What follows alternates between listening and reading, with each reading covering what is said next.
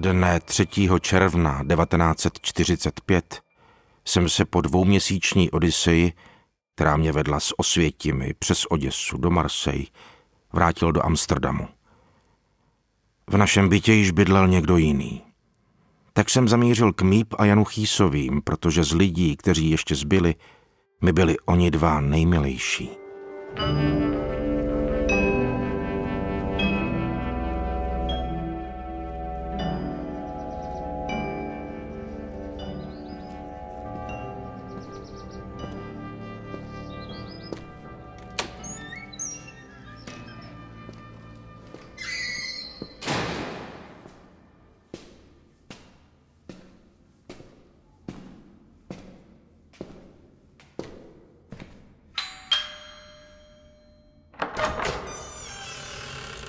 Míp. Pane Franku, dívali jsme se na sebe, nemohli jsme najít slova. Byl tak hubený, měl u sebe jenom raneček. Oči se mi zalily slzami. Najednou jsem dostala strach dozvědět se víc. Nechtěla jsem vědět, co se stalo. Věděla jsem, že se na to sama nikdy nezeptám. Mohu dál? Ano, jistě, pane Franku.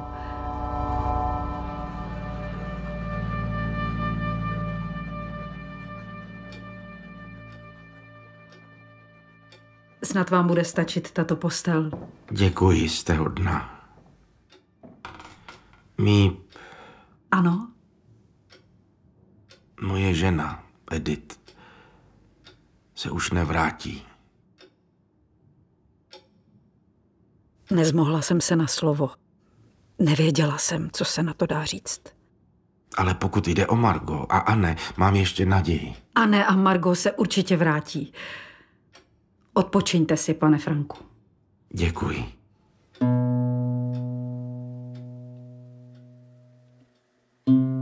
V následujících měsících bydlel Otto Frank u nás a znovu se zapojil do práce ve svých bývalých podnicích.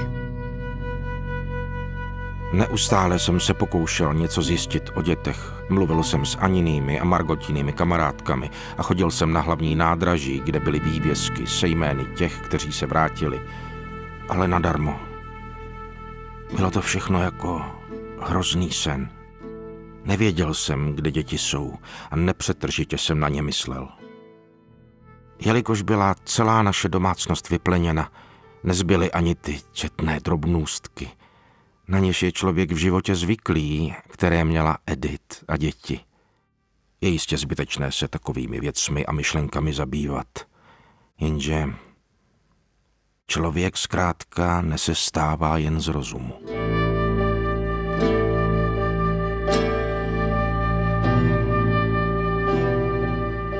Po nějakém čase jsem se setkal se sestrami Brilleslejprovými, které jako zdravotní sestry působily v Osvětimi a v Bergen-Belsnu.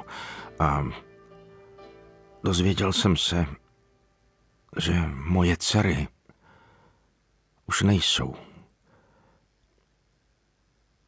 Do poslední chvíle jsem tomu nechtěl věřit, ale po nějakém čase tato skutečnost byla potvrzena z oficiálních míst.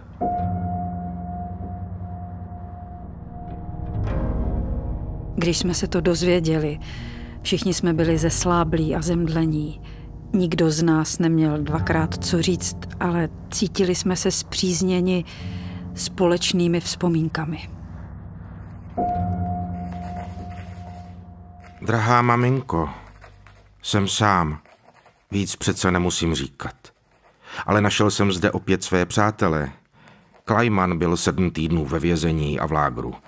Kugler se dostal na svobodu teprve před 14 dny. Firma ještě existuje.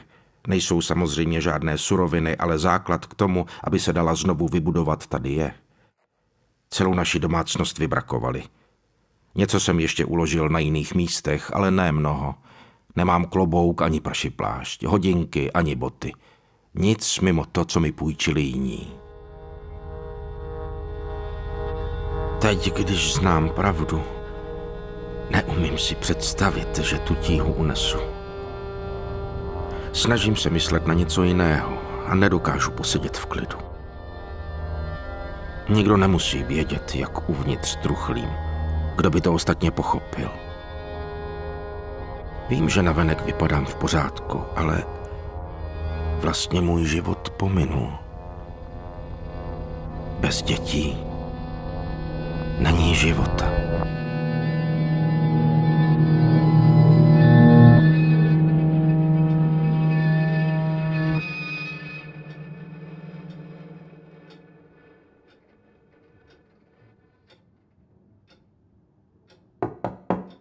Dále?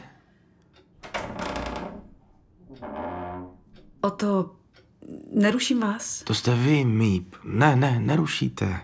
Chtěla jsem... Co pak? Možná...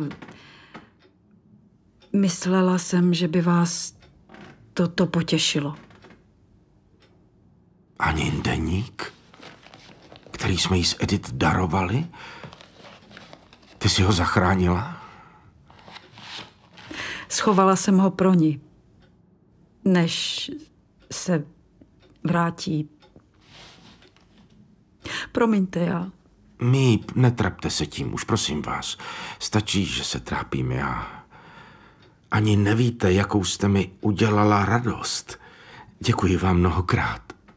To jsem ráda. A kdybyste cokoliv potřeboval, budu dole. Stačí zavolat. Děkuji, jste hodná. Tohle jediné mi po tobě a nezůstalo. Několik sešitů a hromada papírů. A po Margot nic. Teprve teď si s tím vším připadám strašlivě. Sám. Osamělý v celém vesmíru. Mám vůbec sílu to číst?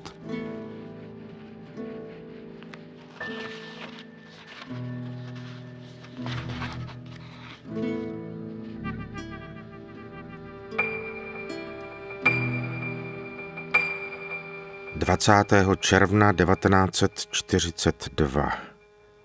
Psát si deník je pro člověka jako já ohromně zvláštní zážitek.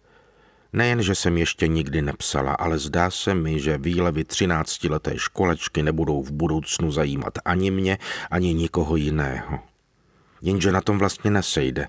Mám do psaní chuť a hlavně si chci o různých věcech pořádně a do dna vylít srdce. Papír je trpělivější než lidé. Ano, opravdu. Papír je trpělivý. A jelikož nehodlám ten sešit v kartonových deskách, jenž nese zvučný název deník, nikdy nikomu dát přečíst. Ledaže ještě v životě najdu opravdového přítele nebo přítelkyni, může to nejspíš být všem úplně jedno. Tím jsem dospěla k bodu, z něhož vychází celá ta deníková idea. Nemám kamarádku. Aby to bylo ještě jasnější, musí následovat vysvětlení, poněvadž nikdo nedokáže pochopit, že je 13letá holka na světě samotinká. Tak to ani není. Mám hodné rodiče a 16letou sestru. Mám dohromady určitě nejmíň 30 známých a takzvaných kamarádek. Mám zástup ctitelů. Největší z nich je Peter Schiff, kteří dělají, co mi na očích vidí. A když to nejde jinak, zkoušejí ve třídě rozbitým kapesním zrcátkem zachytit aspoň můj obraz. Mám příbuzné, hodné tety a dobrý domov. Nezdánlivě mi nic neschází. Kromě opravdové kamarádky. Se známými jedině vyvádím hlouposti. Nikdy nedojde na to, abych si s některou z nich promluvila o něčem jiném než o všedních věcech, nebo abychom se opravdu zblížili. A v tom je ta potíž. Možná se mi nedostává důvěrnosti mojí vinou. V každém případě tak to prostě je a bohužel se toho nedá zbavit. Proto tenhle deník. Abych ten obraz dlouho vytoužené kamarádky ve svých představách ještě posílila, nechci zapisovat údaje do deníku jen tak, jako každý jiný, ale chci si z deníku udělat kamarádku. A ta kamarádka se jmenuje Kitty. Jelikož by moje vyprávění určené Kitty nikdo nechápal, kdybych jen tak bez úvodu spustila, sluší se teď vyprávět trochu víc o naší rodině. Taťka se narodil ve Frankfurtu nad Mohanem přebohatým rodičům. Michael Frank měl banku a díky tomu se stal milionářem a Alice Šternová byla z velice význačné a zámožné rodiny.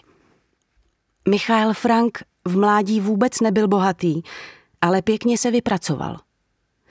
Taťka prožil mládí jako pravý synáček z bohaté rodiny. Každý týden večírky, plesy, oslavy, krásné dívky, valčíky, hostiny, mnoho pokojů a tak dál. Po dědečkově smrti se ty peníze rozplynuly a po světové válce a inflaci z nich už nezbylo nic. Přesto až do začátku války ještě zbývalo dost bohatých příbuzných. Taťka tedy získal prima vychování a včera ho ohromně rozesmálo, když poprvé za 55 let svého života vyškraboval u stolu pánvičku. Mámka nebyla tak strašně bohatá, ale přesto taky značně. A tak s pusou do kořán posloucháme vyprávění o zásnubách s 250 hosty, o soukromých plesech a hostinách. Můj otec, nejhodnější taťka, jakého jsem kdy potkala, se oženil teprve v 36 letech. Mámce tehdy bylo 25. Moje sestra Margot se narodila roku 1926 ve Frankfurtu nad Mohanem v Německu. A 12. června 1929 jsem následovala já. Do 4 let jsem bydlela ve Frankfurtu. Jelikož jsme čistokrevní Židé, odjel otec v roce 1933 do Holandska. Stal se ředitelem nizozemské společnosti Opekta, která se zabývá prodejem želírovacího přípravku. Moje matka, Edith Franková Holendrová, odjela v září taky do Holandska. A my s Margot jsme jeli do Cách, kde bydlela naše babička. Margot odjela do Holandska v prosinci a já v únoru. Posadili mě na stůl jako dárek k Margotiným narozeninám. Od května 1940 to šlo s dobrými časy od 10 k 5. Nejdřív válka, pak kapitulace. Němci přimašírovali a nám, Židům, nastalo trápení. Jeden židovský zákon stíhal druhý a naše volnost byla velmi okleštěna. Židé musí nosit židovskou hvězdu. Židé musí odevzdat kola. Židé nesmějí do tramvaje. Židé nesmějí jezdit autem, ani soukromým. Židé smějí nakupovat pouze od 15 do 17 hodin. Židé smějí výhradně k židovskému holiči. Židé nesmějí od 20. hodiny večerní do 6. hodiny raní na ulici. Židé se nesmějí zdržovat v divadlech, biografech a dalších zábavních podnicích. Židé nesmějí do bazénu ani na tenisové kurty, hřiště na pozemní hokej či další sportoviště. Židé nesmějí veslovat. Židé nesmějí na veřejnosti sportovat. Židé nesmějí po 8 hodině večer sedět na vlastní zahradě ani u známých. Židé nesmějí navštěvovat křesťany. Židé musí chodit do židovských škol a tak dále a tak podobně. Život šel dál a my nesměli to ani ono. V létě 1941 babička těžce onemocněla. Musela na operaci a z mých narozenin mnoho nebylo. Babička zemřela v lednu 1942. Nikdo netuší, jak moc na ní myslím a jak ji mám ráda. Tyhle narozeniny v roce 1942 jsme tedy oslavili, abychom si to všechno vynahradili. A za babičku jsme zapálili svíčku. A ne. To je tak dobře, že jsi tady se mnou. A s tebou všichni ostatní. Díky Bohu.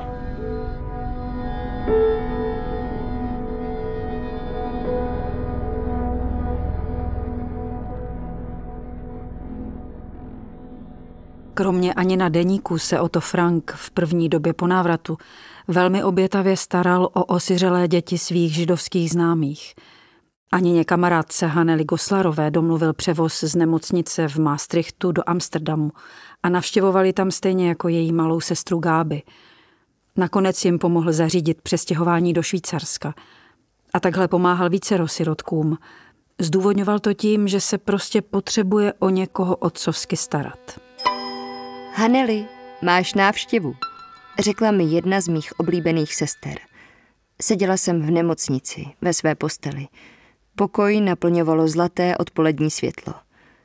Vešel vysoký, hubený muž v obleku. V první chvíli jsem se polekala toho, jak se tento důvěrně známý obličej změnil. Okamžitě jsem ale poznala hluboko posazené hnědé oči naplněné laskavostí. Pane Franku, vykřikla jsem. Hanely, zvolal a rozběhl se ke mně. Byla jsem neskutečně šťastná, že ho vidím. Při pohledu do tváře pana Franka, jak jsem ho tam viděla stát před sebou v jeho skutečné podobě, nikoli jako vzpomínku, jsem pocítila příliv energie. Okamžitě jsem se cítila méně opuštěná. Dostat se sem nebylo jen tak, řekl pan Frank. Posledních 14 hodin jsem strávil na náklaďáku. Silnice v Nizozemsku, stejně jako v celé Evropě, byly po válce v hrozném stavu, s krátery po bombách a zničenými mosty. Když ke mně přistoupil, aby mě objal, styděla jsem se za to, jak jsem vyhublá. A nežije. Viděla jsem ji, řekla jsem mu. Slova ze mne začala plynout. Byla jsem si tak jistá a byla jsem nadšená, že mu tu zprávu mohu sdělit. Najednou jsem ale pocítila zmatek. Viděla jsem, jak jeho obličej, který tak zářil při našem vítání, potemněl. Tiše mi řekl, že Anne a Margot jsou mrtvé. Mluvili jsme spolu velmi dlouho. Svým pomalým, klidným hlasem, z nějž byla s každým šokujícím slovem cítit jeho otcovská láska, mě provedl tím, co se stalo. Dále. Nepotřebujete nic o to? Ne, děkuji. Já jenom nechci vás teď nechávat samotného. Naopak, nikoho ke mně v příštích hodinách nepouštějte. A nebojte se o mě. Nejsem tady sám. Tak dobře. Dobrou noc.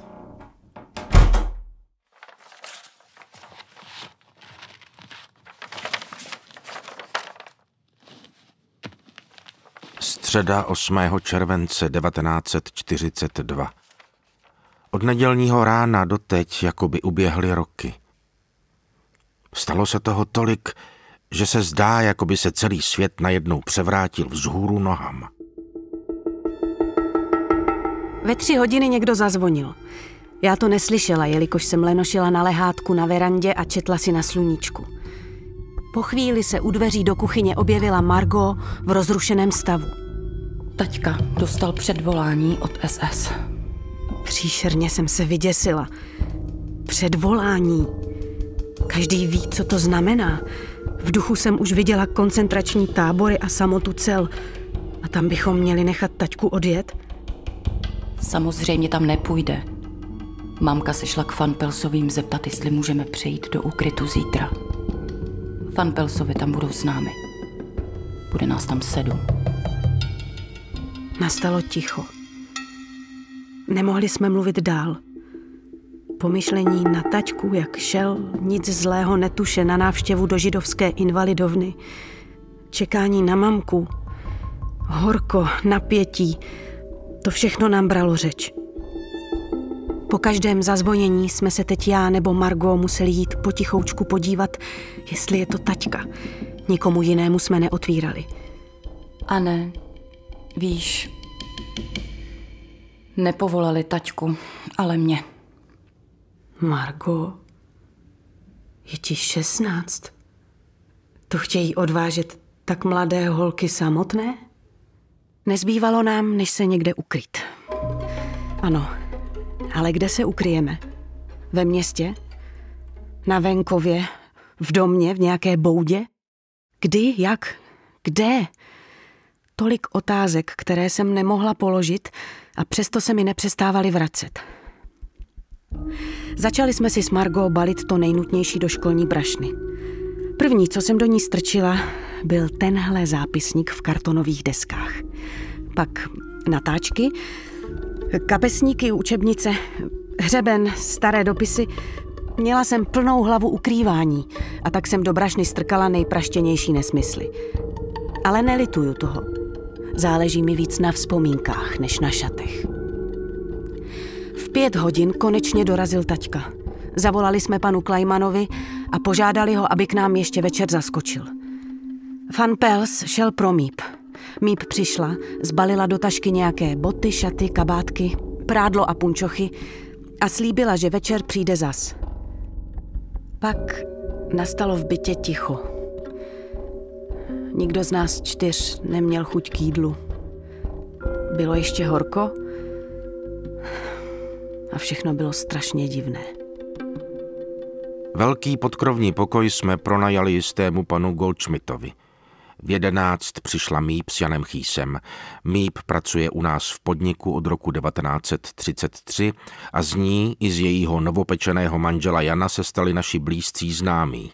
Opět mizely boty, punčochy, knihy a prádlo v Mípině tašce a v Janových hlubokých kapsách. O 11:30 zmizeli i oni. Byla jsem zmožená únavou a i když jsem věděla, že mě čeká poslední noc ve vlastní posteli, usnula jsem hned a probudila mě teprve mamka v 5:30 ráno. Naštěstí nebylo takové vedro jako v neděli. Celý den se lil teplý déšť. Všichni 4 jsme se nabalili, jako bychom se chystali přespat v lednici. A to všechno jen proto, abychom si sebou mohli vzít ještě nějaké oblečení navíc. Žádný žid v našem postavení by se neodvažoval vyjít z domu s kufrem šatstva. Měla jsem na sobě 2 košilky, 3 kalhotky, šaty, přes ně sukni, kabátek, letní plášť, 2 páry punčoch, polobotky, kulicha, šálu a ještě mnohem víc. Už doma jsem se mohla zalknout, ale na to nikdo nebyl zvědavý. Margot si nacpala školní brašnu učebnicemi, došla do garáže pro kolo a v závěsu za Míp odjela do mě neznámých dálav. Ještě pořád jsem totiž nevěděla, kde to naše tajemné místo určení je. V 7:30 jsme za sebou zaklapli dveře i my. Jediný, s kým jsem se směla rozloučit, byla Mortě, moje kočička, která najde dobrý domov u sousedů, jak bylo napsáno na lístku adresovaném panu Goldschmidtovi. Svlečené postele, na stole nádobí od snídaně, v kuchyni 0,5 kila masa pro kočku. To všechno budilo dojem, že jsme odjeli překotně. A tak jsme kráčeli v lijáku. Taťka, mamka a já. Každý se školní brašnou a nákupní taškou po okraj nacpanou směsí nejrůznějších věcí. Dělníci, kteří šli časně ráno do práce, se za námi soucitně ohlíželi. Z jejich tváří se dala jasně vyčíst lítost, že nám nemohou nabídnout žádné vozidlo. Nápadná žlutá hvězda mluvila sama za sebe. Až na ulici mi taťka s mamkou po troškách vyložili celý plán ukrývání. Už celé měsíce jsme co možná nejvíc bytového zařízení i osobních věcí odváželi pryč. Teď jsme dospěli tak daleko, že jsme se 16. července chtěli dobrovolně přesunout do úkrytu. Samotný úkryt byl v kancelářské budově mojí firmy Opekta. Pro nezasvěcené je to trochu složité pochopit a proto to vysvětlím blíž. Neměl jsem mnoho zaměstnanců, pana Kuglera, Klajmana a Míp, pak ještě Beb Foskaulovou, 23letou stenotypistku, a ti všichni o našem příchodu věděli. Ve skladu pracovali Bepin otec, pan Foskaul, a 2 skladoví dělníci, jeden z nich byl Van Máren, jimž jsme nic neřekli.